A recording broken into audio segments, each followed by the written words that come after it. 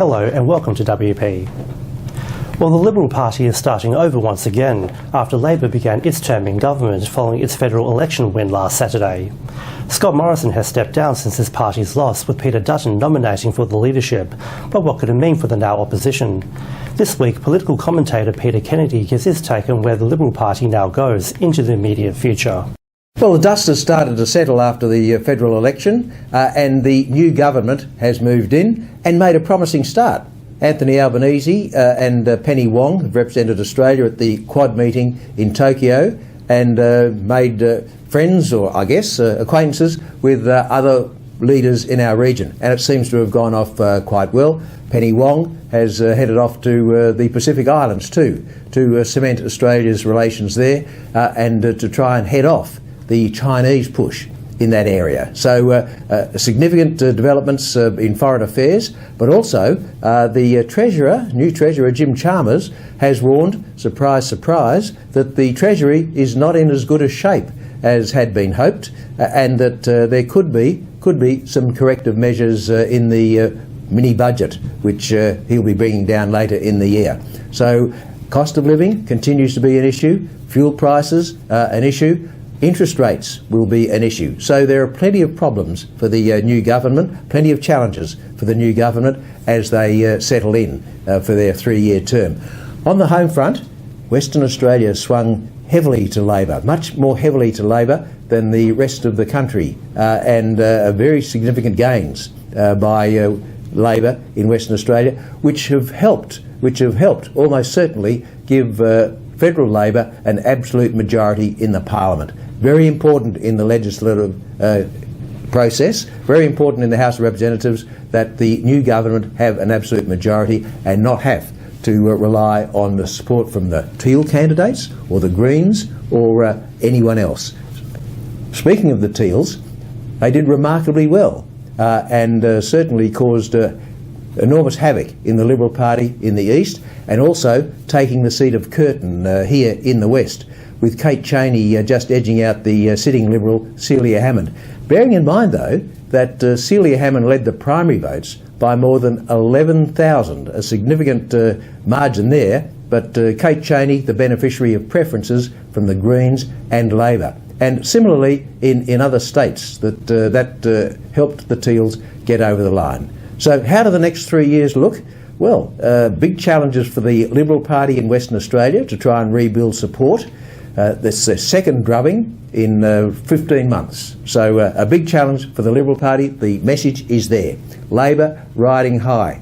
Mark McGowan delivered helped deliver those extra seats to federal Labor. You can see that the East is already looking at Western Australia's GST contribution and the royalties and saying that enough's enough. The issue has to be looked at again, and Western Australia's got a sweetheart deal that's got to change.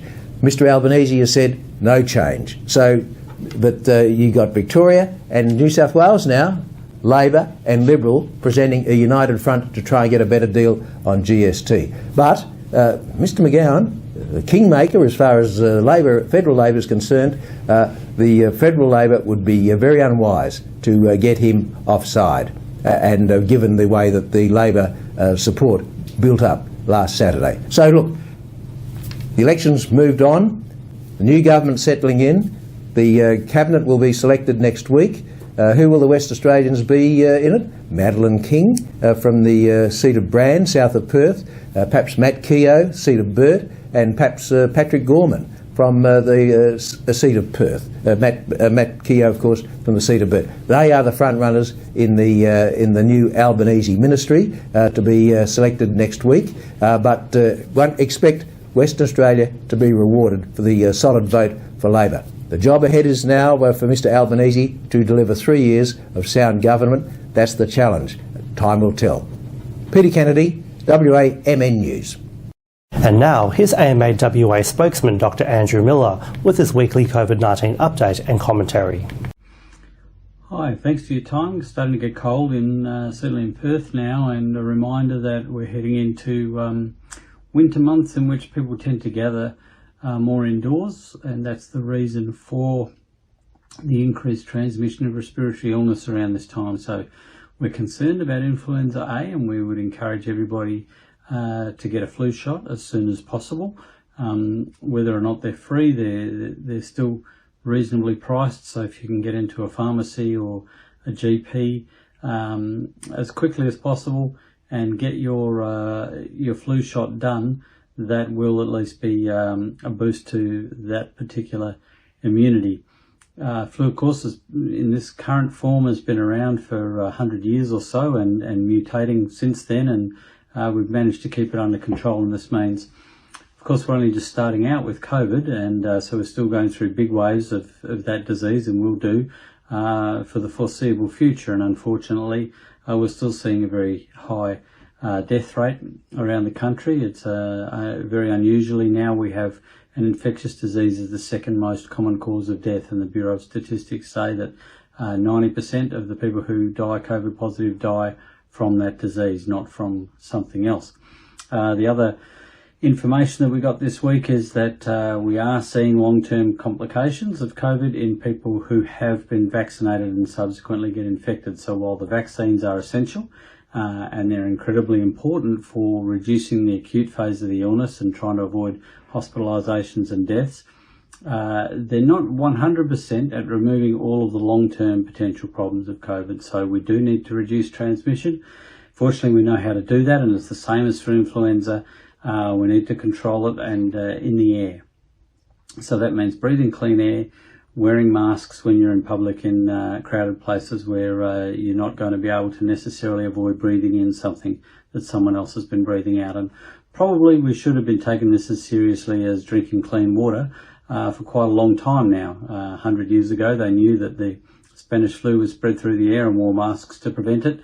And it's just that these lessons get forgotten in between pandemics. So those are things that you can do that are very practical, very straightforward to reduce your chances of catching either of these illnesses through the winter season. So stay safe out there, look after yourselves, and be kind to one another. Thank you. And that's WP for this week. We'll be back again next time, but for now, it's back to you, Ivan and Melly. Thanks, Nelson. And now, here's Leo with what's coming up on 6 News tonight. Thanks, guys. Today on 6 News, he is an F-wit. An unnamed moderate Liberal MP reportedly slams ex-PM Scott Morrison, saying the party spent, quote, a full week being transphobes in Parliament and then spent weeks during the campaign doing the exact same thing. Plus, could Barnaby Joyce be out as Nationals leader less than a year after returning? Gippsland MP Darren Chester prepares to launch a spell but concedes he's unlikely to win the party's leadership, and shock and outrage grows overseas as we learn more details about the Texas mass shooting. Over 20 students and teachers killed at an elementary school in the city of Uvalde. Or you can see full details on those stories and plenty more by heading to our website, 6newsau.com. For now, though, guys, it's back to you.